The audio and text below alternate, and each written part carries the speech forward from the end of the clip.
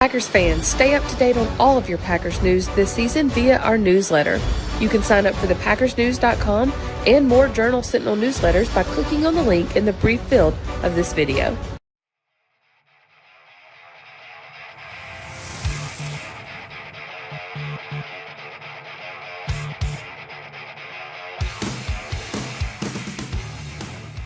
Hello, Packers fans. Welcome into the Green 19 podcast from JS Online and PackersNews.com. I'm Kassidy Hill, joined as always by Tom Silverstein and Ryan Wood here at Lambeau Field, where, guys, the fans left a little happier today. Packers get a 23-20 win over the Los Angeles Chargers. Listen, I'm not going to make y'all sit here and, praise me, but I was the only one. Keyshawn Nixon returned. I thought about that. No. Wow. But he almost broke one. But I was the only one on our team that picked him to win this game. It seemed like I even double dog dare you to take him against the Lions. Absolutely not. Yeah. I don't have the. Come on. There was actually a thought process to it. It wasn't just a random pick. Because I was like, if they can make them punt, I think I even said this in the prediction, if they can force them to punt 2 or 3 times, they can win this game. And they can force them to drop 3 touchdown passes. Yeah. We needed more than that. I'm just saying what happened. Okay, we're going to go through the Rolodex now and see who's right which week. I'm going to take my victory laps where I can get them. Yes, that to your point, though, Spoon. They got lucky quite a few times. Our colleague Pete Doherty made the comment, the 3 biggest plays of this game came from Keenan Allen, and Johnston, and they were all pretty much surefire touchdowns, and they were all drops. Keyshawn Nixon told us afterwards that Keenan Allen told him after the game that on both of his drops, the sun was in his eyes, which Pete said is an excuse. But I've heard that down on that end. Yeah, that end, it can be bad. Yeah. I can't remember who it was famously dropped one down on that end. It was a while ago, but yeah, with the low-lying sun, in the winter, I do think it's legitimate. Yeah. And Nixon made that comment. He said, Lambeau worked in our favor today, calls them to drop 2. We'll get into a lot of different aspects of it, but since we're on the drops, let's just go ahead and go through this part of the subject. Anthony Johnson Jr., the safety, I was talking to him after the game, and I said, what was your reaction after each of those drops? And he said, it's just kind of like, okay, that got lucky there. How do we take advantage of it on the next play? And that's really what they did, and they did that with a secondary that was made up. I mean, guys, let's go through this secondary. It was Corey Valentine, Carrington Valentine, Jonathan Owens, and Anthony Johnson Jr. That's 2 guys that are rookies, late-round rookies at that, a journeyman practice squad player, and a guy that was let go by the Houston Texans. Not let go, but was not re-signed by the Houston Texans when they were coming off one of their worst seasons of all time. So not a world-beater secondary, and they're going up against an offense that has one of the best arms in the NFL and one of the best receivers currently in the NFL. And is it safe to say, aided by 3 drops, that they held their own today? I think so. I mean, I thought they, for the most part, kept the action in front of them. The Quentin Johnson one, the deep one, I asked Carrington Valentine about that, and he was like, nope, don't ask me about that. And I think the reason he said that was because there was probably supposed to be a safety over the top. He's probably supposed to trail that play in case it's a back shoulder and there's a safety, so he didn't want to lay that on someone. That was my assumption. Anyway, I think, other than a few zone blow-ups where it might have been the linebackers who were involved, I didn't think there were any really bad plays. The one thing Carrington Valentine needs to do is start going for the ball. Now he's right up on guys, and I thought there were 2 or 3 opportunities he could have had for interceptions. Otherwise, Jonathan Owens, they got a chance to get Darnell Savage back this week. I don't know if they would play him on 3 days of walkthrough, but why not? What's the worst you can get out of it? At the very least, activate him. Yeah. I mean, if he's healthy, if he's fully healed and he's been running, we've seen him out on the practice field doing, whatever his rehab. if he's really been running and cutting, then they need to make that change if they can. That would help a lot. I wonder if not only a short week, but the turf might have something to say about that. Either way, I don't know why Anthony Johnson Jr. doesn't start the rest of these games beside Darnell Savage, and I'd even put him over Rudy Ford. You got to find out what you have there, because 2 games now he's looked pretty good. He did miss a field tackle against Justin Herbert, a 28-yard run on 3rd and 7, so it's not perfect. I'm not saying that, but he's a 7th-round rookie. He looks like there's some upside there. You might want to explore that. The thing that had me on the Carrington Valentine against Quentin Johnson is he stopped running on the coverage there. That was surprising to me, but maybe there's supposed to be a safety over the top. I'm talking the last play. Yep, that's what I really want to see that, because the only reason you would stop running on that is because your job is to make sure the back shoulder throw isn't there and you're passing it off to that guy. But even so, this is a little sketchy. I don't know. That was I'm interesting. not sure. But I'll ask Leroy about it tomorrow. He'll have an opinion. As a whole, I thought this was probably Joe Barry's best day as Packers defensive coordinator, and there's a few to compare it to. He held Patrick Mahomes, the Kansas City Chiefs, 13 points in Arrowhead, 2021, and I think the week later held the Seattle Seahawks to 3 points at Lambeau Field. I mean, he's had some decent days. This was probably his best. They've got Justin Herbert, they've got Keenan Allen, and they won today predominantly because of their defense. And considering what they didn't have Jair Alexander. To be so young and so inexperienced in the back end against Justin Herbert, Keenan Allen, that's awfully impressive what they were able to do. They were able to get a massive takeaway with their backs to the goal line. They came up with the turnover that in a lot of ways changed the game. Now, the Packers offense missed some opportunities in the ensuing drive to really close it, but it was still a big takeaway by the defense. All the elements that you've wanted to see from this defense were really there. I mean, at the end, that final drive they got after Justin Herbert, there was good pass rush in critical moments. This was a really good performance by this defense. Mm-hmm. And I want to look at that goal line turnover a little bit closer, but one last note to just add on to your point about Anthony Johnson Jr. and why I agree with you and think that's could be a good call, is he talked today about, they went in today knowing that this is an offense capable of explosive plays. And for the most part, I mean, there were a couple, they're going to get those. They pretty much kept them in check.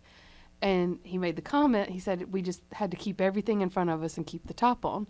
That's usually the complaint with Joe Barry's defense, is they play so conservative, wanting to keep everything in front of them. But to play that style well, you have to have a secondary and safeties that know where they're supposed to be at all times.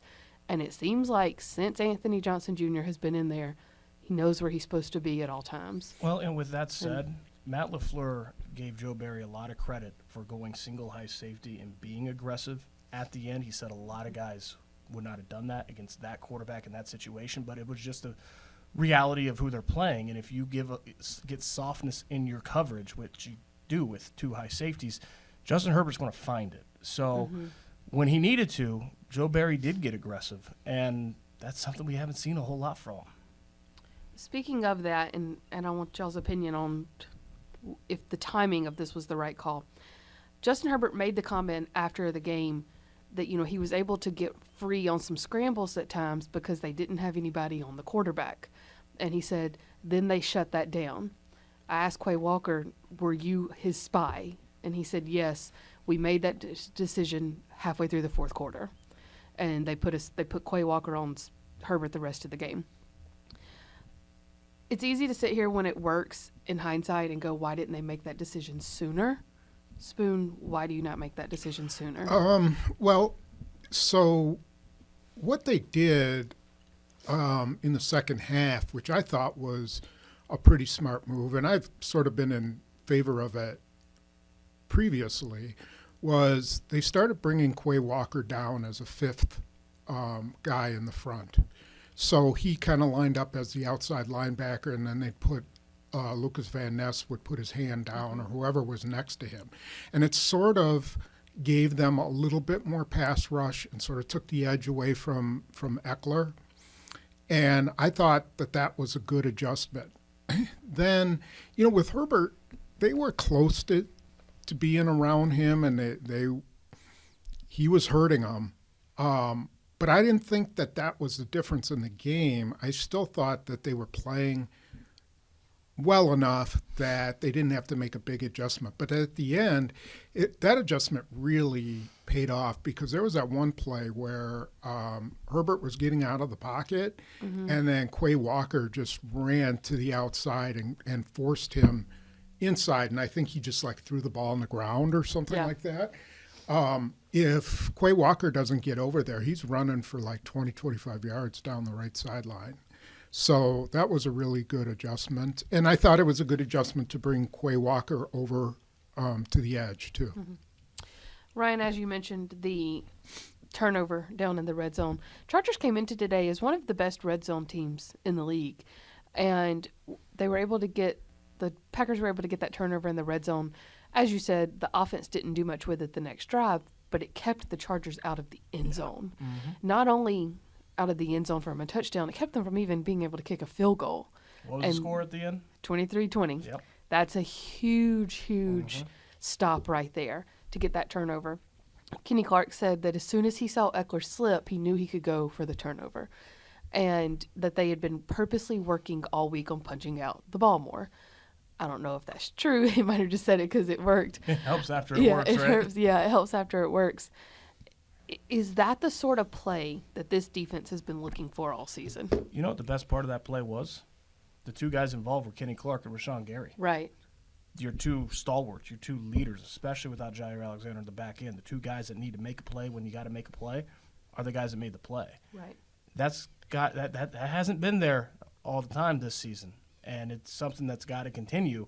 But when their backs were against the goal line and the game's hanging in the balance, those are the two guys you want showing up. So I thought that was very promising, that it was those two guys specifically that were involved in that. And then Kenny Clark had arguably the other game-saving moment. It was 4th and 16, I want to say it was, with about 23 seconds left. But we've seen enough from the Chargers to know that's a play they can convert. That's not a Hail Mary, so to speak, like it would be for most teams. That's something they can convert. But Kenny Clark tips the ball, game over. And it wasn't even – a lot of times tipped balls are luck. He said, Spoon, I think you were standing there when he was talking about this at his locker. He said that they saw that on tape this week, that he knew he could get his hand in there, specifically when Herbert pulled his brace hand off of the football. Yeah, Herbert's had a lot of batted down passes, and I think it's, his motion is kind of a little bit, it's not a tall, high motion like Jordan Love has, where it's way over the top.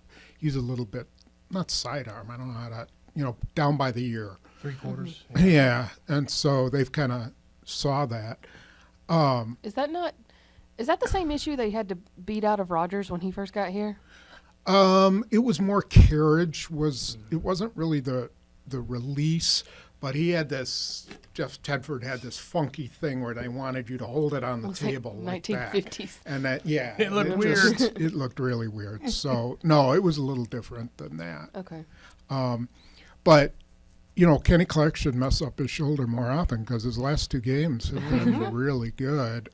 He also, I think, helped force a sack, too. Yeah. It might have been the one Preston Smith and Gary shared, or I don't know if they shared it or if they gave it to Gary or whatever. I think Gary got it. But he was just coming up the middle hard, and that's what they need. And that's what they're going to need against Detroit. I mean, you got to pressure up the middle, and Detroit has a better offensive line, so we'll see. He told me afterwards, he said, I was getting up the middle all game, and I thought I had him, and he was like, that's a big quarterback. That's a big guy. He's athletic, too, man. He can run.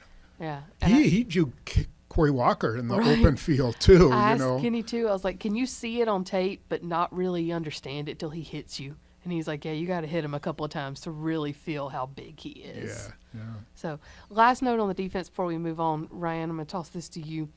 When you've got a guy like Valentine, so looking at him specifically, can it almost help that he doesn't know what he doesn't know? He's the youngest guy in that locker room. He's playing fearless. He's got so much pluck. I mean, it reminds me of when Jair Alexander came in, but also reminds me when Kevin King came in. 2 first-round picks, and neither of those guys backed down from anything. And one guy turned into Jair Alexander, the other guy turned into Kevin King, although Kevin King was fairly good when he was healthy. It was more shoulder problems that really ended his career, but he's a 7th rounder. You're not supposed to be plucky when you're a 7th rounder. And or maybe he has nothing to prove. Well, he's got everything to prove. Or nothing to lose. Yeah. That's what I'm trying to say. He's told me that he has in his phone every cornerback that was taken before him in this past draft, and his goal is to be the last one standing. It's way too early to know what's going to happen with him, but you see it when he plays. He doesn't back down against anyone. He's going to make mistakes. I still don't know what to make of that last, stop running on a deep route. Oh boy, he got away with one. But yeah, you want that type of mentality from your cornerback, and they've, this is 3 games now. He's passed every test. And today was a big one against Justin Herbert, Keenan Allen, Quentin Johnson. That was just the way that he went at Johnson, too. A first-round pick, and Carrington Valentine knows that. It looked like he had something to prove. So, yeah, he's got a lot of pluck. Spoon, I'll give you $5 right now if you stand up and recreate his celebration dance moves. I didn't see it. Oh, convenient. Yeah. A lot of hopping. Convenient. I'll send you a video. I did not see it, yeah.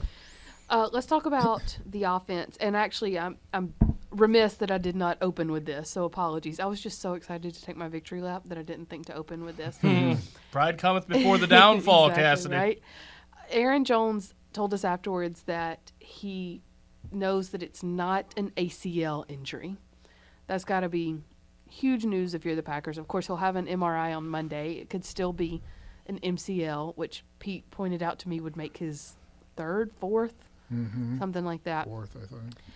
MCL can still be a few weeks, which would be the season.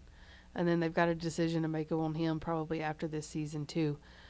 But it not being an ACL, if you're the Packers, Ryan, do you feel like you caught a break there? Well, Matt LaFleur echoed that in the postgame. He said that at first he was concerned. It looked bad at first, and it did look bad at first.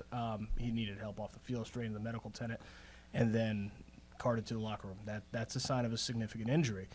But he said Aaron Jones was in good spirits and that he does think it'll be short term, but they're still waiting to find that out. I also spoke with Emanuel who said he dislocated his shoulder after that catch late in the first half. So they're probably down to one running back, being A.J. Dillon, on a short week in Detroit, and that's going to be interesting. You saw it today, I think, with the Chargers knew Jordan Love was going to throw the football, especially with just one running back, and Jordan Love had that game on his back. That was what was really impressive about what he did today.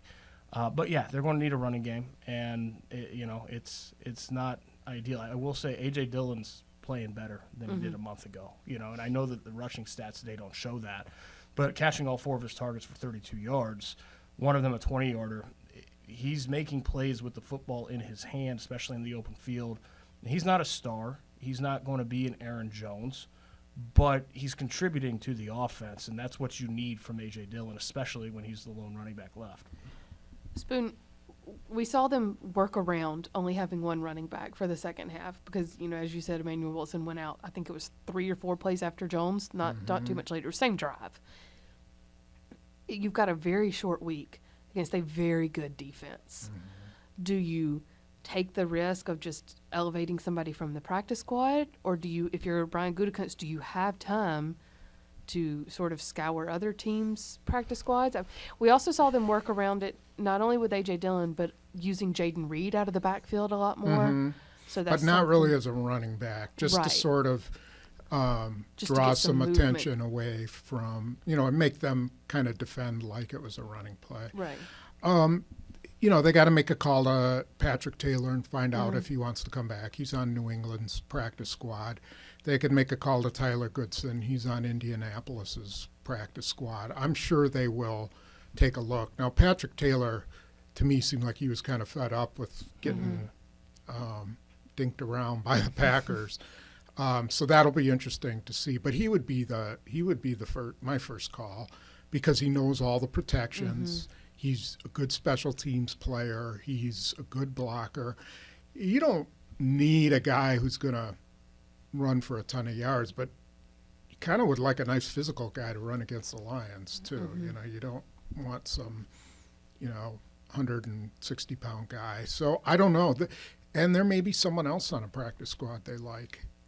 I'm sure they're scouring everything right now. Probably right this second. Yes, Yes. yes, Literally. they are. If you listen closely, you can hear the wheels turning from up in Goody's office. Matt LaFleur was asked about it. I think it was the last question.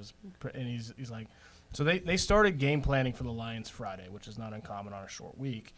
And he was asked, how do you finish that game plan without knowing your running back situation? He's like, I got a lot of trust in Goody and his staff, and I know they're on it. So, yeah they're definitely scouring. They were probably on it by halftime. Yeah. So definitely will be something. By the time you're listening to this on Monday, there may be a running back on this roster that we haven't heard about yet. As we said, they kind of used Jayden Reed in the out of the backfield a little bit as well. I want to say he finished as their leading rusher. I'm almost positive he did. Yes, 3 rushes for 46 yards. That's one of those. He had 32 yards on that end around touchdown, which counts as a rush. So that helped greatly too. But this was a game where they were going to go through the air. They knew they had to, and they did. They got a little bit of a break, though, with Joey Bosa going out so early. That took away some of the Chargers' pass rush. And Jordan Love was not sacked all day. I'm sorry, yes, he was. Yes, he was. Yeah. He was sacked 3 times. I meant he did not throw an interception. That's what I was trying to say. Did not throw an interception all day. He finished with 27 of 40 for 322 yards, 2 touchdowns, no interceptions. First time since December of 2021 that a Packers quarterback has thrown for over 300 yards. Most of the time you say that stat and you go, okay, that was almost 2 years ago. That's not that long ago. Big deal. But you had Aaron Rodgers during that time, too. It's 30 games. Yeah. True. Yeah. So that's a decent little stretch of time. Yeah, 2 years. My math was wrong. That's a decent stretch of games with Aaron Rodgers not throwing over 300 yards. So is it fair to say, or is it hyperbole? Is it going too far to say this has been Jordan Love's best game? Oh, yeah, no question about it. I think he's put together 2 pretty good games. Maybe 3. 3, from a statistical standpoint. He's got 5 touchdowns, 2 interceptions thrown. I think I looked up his 3 games. He's got like a 96 Talking about point through the rating. Rams, Steelers, and now Chargers. Correct. Yes. So that's far above what he had been doing during the 4-game losing streak. So yeah, he's coming around. You see him making throws and hitting open guys, and it's not always perfect, but when he lets it go, he can hit a guy down the field. I thought he had a really nice game. One play, I need to see it again, especially on the all 22, was the deep ball to Dobbs. Is that right? The one early on that it looked like it was was underthrown, Yeah. and then I kind of saw out of the corner of my eye there was a safety coming over, and I wonder if he tried to leave it, not like overthrow it too much so that the safety could come over and pick it off. But I need to see it. I'd like to see it on the all 22. And if it could have been a better throw. Let's preface this by saying that it could have been a better throw. But if you're Romeo Dobbs, you got to sell that a little better too. Yeah. I mean, it wasn't. Exactly. That would have been a good pass interference play. Right. That's what I meant. Like, Yeah. You got, yeah. That's the he kind got of thing touched where. early. Probably was pass interference. Like you got to sell that. Yeah, pass you got to go interference. sprawling down like you're. Falling. I'm Look trying up to at think the of ref. an What is NBA he guy. doing? Yeah. I did think it was underthrown, and that's concerning because it keeps happening. That's the one glaring issue in his game. The only other pass that I can remember him missing, though, was the Dontavian Wicks Or out the one to on the left Musgrave side. down the sideline. Oh yeah, He did miss that was a one. big Yeah, one. and that was by a half yard. He overthrew that one. So, but otherwise, he was good. I mean, he outplayed Justin Herbert, and this was a box for him to check. Can you go into a game against an elite quarterback with Jordan Love and win? And he did. That's a box that he checked. The past 3 games, he's 68 of 106. That's 64.1% for 839 yards, 7.91 yards per pass. 5 touchdowns, 2 picks, and 96.3 rating. That might not sound like much, but the 3 games before that against the Vikings, the Raiders, the Broncos, these are not good teams. He was 61 of 102. That's 59.8%, so over 5 percentage points lower. 591 yards, only 5.79 yards per pass, 3 touchdowns, 6 picks, a 61.3 rating. That looks like growth. Right. That looks like growth right there. Now, it doesn't mean anything if he doesn't stay on this trajectory, right? I mean, he's got to continue to grow, and there are ways to continue to grow. One of the most surprising plays of the game was the 3rd and 5 at the end when they ran it, and Matt LaFleur said he was personally embarrassed by the Conservatives' play calling at the end, and He should have been. yeah, you got to keep the ball in your quarterback's hands there, and he took all the blame for that. But you know, the last time Jordan Love had a fourth quarter comeback was against the Saints, and everyone in Packers Nation was on top of the world and thought, "Here they are, they've arrived." Not everybody. Not everyone. Well, you're not in Packers Nation. Right. You're just. Oh, that's true. I'm You're telling an you. observer. Yeah. No, we would never call you a Homer Spoon. The Packers fans, the organization, everyone thought they'd arrived. They lost the next 4 games. So they got their two staunchest tests of the season back to back: Detroit Thanksgiving and then Patrick Mahomes in Lambeau Field. The next 2 games, they can't go another month without a win. Right. They've got to at least compete against 2 really good teams, and they got to find a win before the next month. They're going to be right back in the same spot, facing the same questions, the same doubts. But the trajectory he's on right now, you are seeing growth. I'm glad you made that point. So just to put a bow on it, you know, Spoon, you've talked multiple times about you can't let Jordan Love regress as the season goes on because that can ruin a young quarterback. These next 2 games, let's be honest, I don't think any of us are going to pick them. And there's a chance that his stat sheet is half of what it was coming out of this game. So can you at least kind of, what am I trying to ask? Is this the confidence booster, not only today, but the past 3 games, as you're getting ready to go into 2 games where they're just going to throw the kitchen sink at you? Yeah, I mean, you can't throw his whole season on 2 games, on these next 2 games. Right. It would be fine if he all of a sudden, you know, continued to play the way he has. I think against Detroit, there's a chance he could have a good game. Detroit's, you know, they gave up a lot of yards to the Chargers. Justin Fields was kind of a pain in their butt today. It's possible he could have a nice game, especially if he can get Wicks back and Reed's healthy. I thought the best thing he did today was not force it. You know, especially to Watson. He was very patient in not worrying about whether he had to throw it to Watson or not. He went for the open guy. And He it listened to paid you. off. And He listened to you, Yeah, Spoon. I mean, I'm sure it's kind of a no-brainer. Yeah. You know, it's like he had been forcing, and I understand that, but when you got guys like Wicks who can run with the ball after the catch like he did, That play he had today. he's those. I forgot what the word LaFleur used for him and Reed. War but Daddy. War Daddy for Jayden Reed. Yeah. That's what he used to call Alan Lazard. Yeah, I mean these guys are fearless is probably. They don't know, like you said earlier, they don't know what they don't know, and they're just not. They've played big time college football, and they know how to compete at this level, and they're not afraid to go across the middle. They're not afraid to get hit. They're not afraid of a big moment.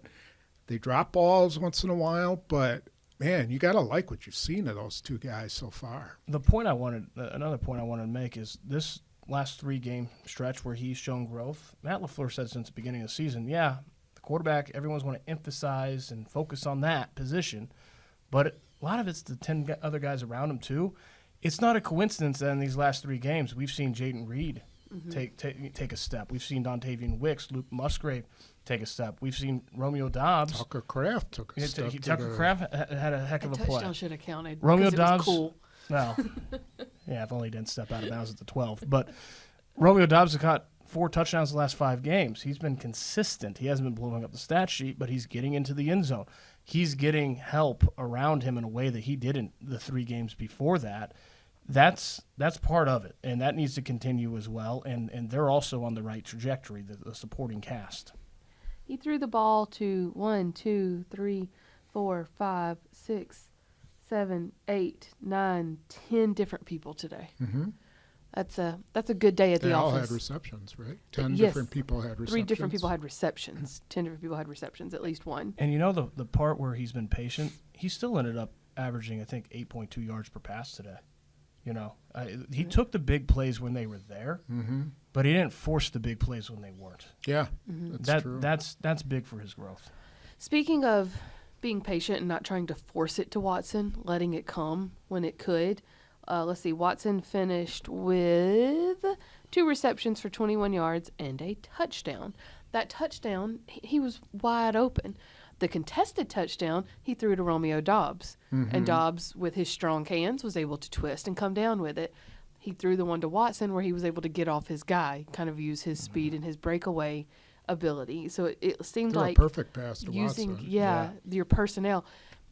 On that pass, or on that play specifically, just a quick little side note.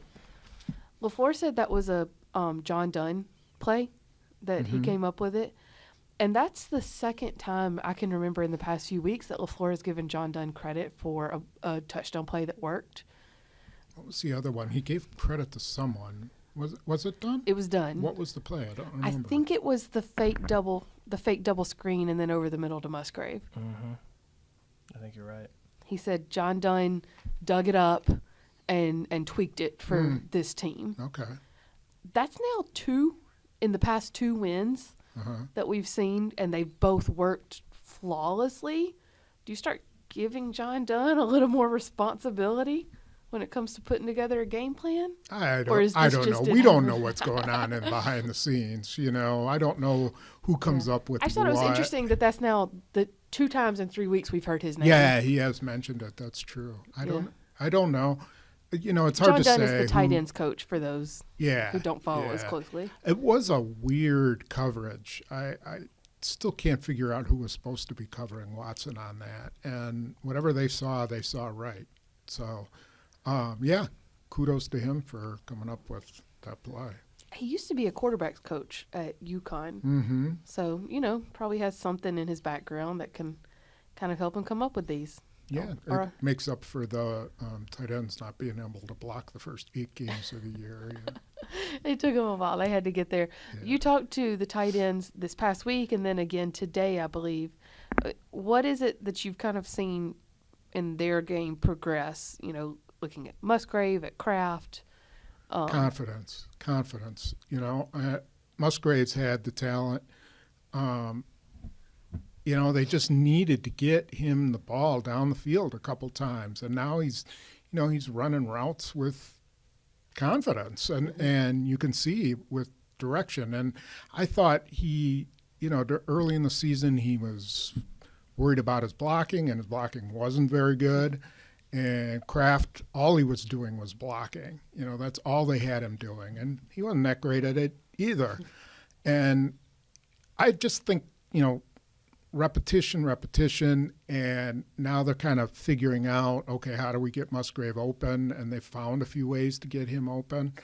They've been a little more creative with getting him open. So, yeah, I mean, that's why these guys were picked in the 2nd and 3rd round, because they saw something in them, and I think they're just starting to show it a little. That block he made on the Jayden Reed touchdown, that was a hell of a block. Yeah, that was a good block. He came back and he sealed it off, and Jayden Reed was untouched. And I don't know if it would have mattered or not because he was kind of trailing, but they didn't have to find out because Luke Musgrave took care of it. I covered Kadarius Toney at Florida, who is now with the Chiefs, who we'll see in a couple weeks. And how they're using Jayden Reed is how Toney was used at Florida in a year when they led college football with the best offense in the nation. And so it'll be interesting to see if that role continues to grow for Jayden Reed, where he's getting almost equal touches both through the air and on the ground. Yeah, well, it's been a long time since they've run a jet sweep. I mean, that was a big part of LaFleur's offense when he first got here. They really liked that with Tyler Ervin. Remember, they used him quite a bit on jet sweeps, and we have not seen it at all. I wonder, too, if they're ever going to use some read option and let Love carry it a few times, because a lot of times that edge is wide open. Like, that would have been a good play on 3rd and 5 because he's never carried it. Remember how Aaron Rodgers, every once in a while, nobody expected him to carry, the read option outside. And, I think they could make some big plays with Love. After that first jet sweep that Jayden Reed had, which was for like 15 yards on 2nd and 10, the thought I had, I don't even think I tweeted, I was like, it's been a while since we've seen that. Wouldn't mind seeing it again. That looked pretty good. Just give him the ball in open space, and then the next time, 32-yard touchdown. So I, give Matt LaFleur credit for seeing the same thing. Like, we haven't done that in a while. It looked pretty good. Let's try it again, and they did, and it worked. And I think that they thought that's what Christian Watson could do in this offense, but Christian Watson is incredibly fast. He and Jayden Reed are two different types of fast. Yeah, the blocking has to be perfect for Christian Watson. Right. Like the whole edge has to be contained, where Jayden Reed could make a little bit of a cut or whatever's necessary to follow a block. Reed's, well, to be fair, on Christian Watson's end around,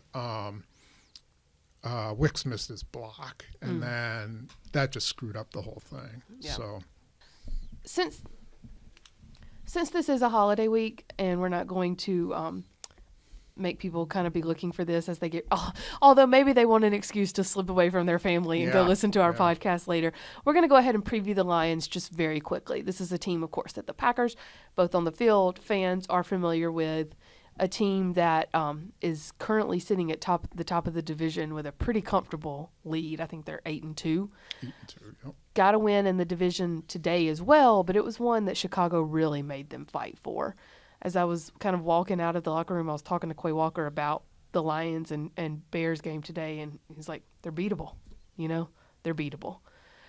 Is that bold talk for a team that got whooped upside of the head by the Lions on another short week earlier in the season? This is another case of what they don't know. It's really important, because what they don't know is the Lions have lost 6 straight games on Thanksgiving. Really? Yeah. I hadn't thought And their team is, this is their comeback year, their year when you can just imagine they're going into this game like, no, we're not losing on Thanksgiving this year. We're 8-2.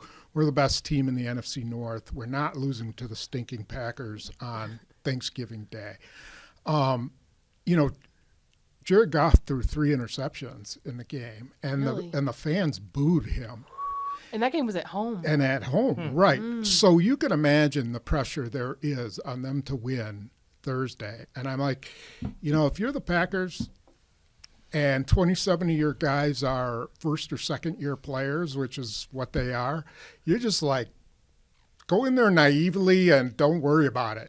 Just go in and play, and don't get caught up in the Thanksgiving thing, or that you only have 3 days rest, or all that crap. I would just treat it like it's any other game. And, they know what happened in that first game. They know they got their butts kicked in every single way. Now, they were missing some guys in that game. Elton Jenkins was out. That really hurt him. Jared Alexander was out. Aaron Jones. Gary was only playing 20 snaps. Campbell was hurt, although he might be hurt again this time. So there were a few excuses. Aaron Jones was coming back from the hamstring, so he wasn't 100%. He won't be there. Regardless, they're a different team, and they need to go in there just, hey, I think Anthony Johnson put it the best. He's like, we are so focused on the process, because as young guys, that's all we can focus on. They got to be ready for each game, that they're not going to blow every assignment. And I think that's what they're doing, and I think that's a good thing going into the game for them. They got their butts whooped for half last time. It was 27-3 at halftime. The Packers outscored the Lions 17-7 in the second half. So if I'm Matt LaFleur this week, I'm showing a heck of a lot of that second half film, because it really depends on which team shows up. Is it the first half or is it the second half team? That second half team, they took it to them. And now I understand that it's 27-3 and it's a little different, but they did outscore them by 10 points and a half. They showed that they can at least compete against them in that second half. What can't happen is 27-3 at halftime. So I think this is a really interesting litmus test, because Their 2 short week games this season are both against Detroit. And it's the same setting, same situation. Shoot, they don't have Aaron Jones again. I mean, it's and they had Aaron Jones last time, but he wasn't 100%. So it's going to be interesting to see if it looks better. But can they compete? Yeah, they showed in the second half. Does it mean they will? Absolutely not. They got to go do it. That kind of may answer this question I'm about to ask, but if not, I'm going to ask it anyways. What did they do wrong in the first game, and do you feel like they have progressed enough to this point to be able to handle it differently on Thursday? The number one thing I thought they didn't handle was how physical Detroit was going to be. And it was like, they took their lunch, they kicked their dog, they stole their money. Girlfriend. Yeah, all that kind of, called their mamas names, all kinds of stuff. And the Packers were just like, what? I mean, they didn't know what was going on in the first half. And so I think they'll know this time around that it's going to be different. And it'll be more different even than, it'll be a lot like playing the Steelers. They got a little bit more of an idea. It's probably good that they played the Steelers 2 weeks ago, and I think that'll probably give them a little bit of a reminder about what it's going to take to compete with the Lions. You know what else they didn't have in that Week 4 game is a very confident Tay Wicks, Jayden Reed, Luke Musgrave. Absolutely. Jordan Love. Yes. He's playing better these last 3 games and really hasn't at any point this season. From the physicality standpoint, and I get it, they might only have A.J. Dillon in the backfield, but starting the game with 6 straight drop-back passes, maybe not the best idea. Probably not. Go out there and try to set the physical tone. Not only did they not handle the Lions' physicality, but they weren't physical back. I remember talking to John Running about this game. He said, when you start a game with 6 straight passes, that early going, you're feeling each other out as opponents.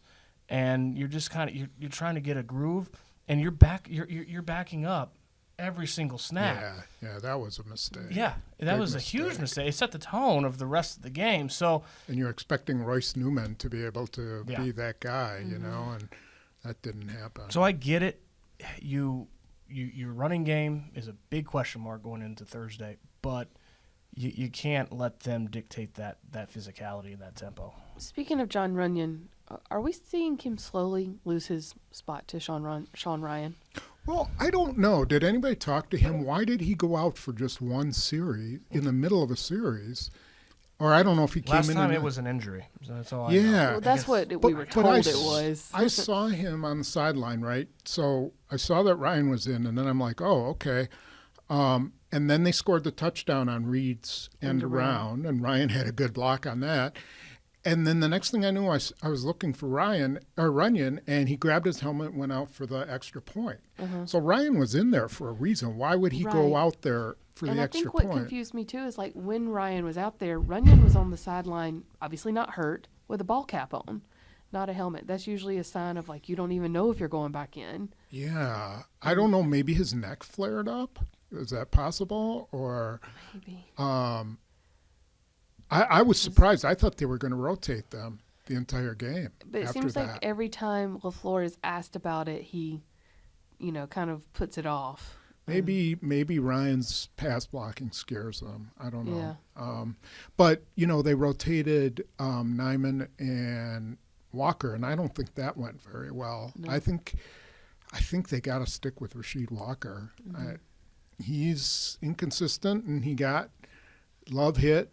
But Yash Nyman is just, you can see why Adam Stenovich said what he said. He just doesn't, it's not always ready to play. Yeah. So, will be interesting to watch as they continue forward. Guys, don't give us your scores, but how do you think this game goes on Thursday? I think it'll be closer than what I expected last time. It's so hard to know on a Thursday game. Those Thursday games are so weird. Injuries happen all the time. Who can outlast the other? But I do think the Packers will put on a better show than people are expecting. I don't think it'll be a blowout. If it is a blowout, it doesn't happen till the end. Mm-hmm. I think Jordan Love, I will not say has turned a corner because it's early, but I think he's playing quite a bit better than he was earlier this season. Mm-hmm. So, I mean, so much of this game, especially in this league, is the quarterback play, right? Jared Goff's limping into this game a little bit. Jordan Love is kind of on an upward trajectory. I'm going to be most fascinated to see if that upward trajectory continues. So if it's a competitive loss and Mm-hmm. they come out, quarterback, the offense looks good, that's very significant.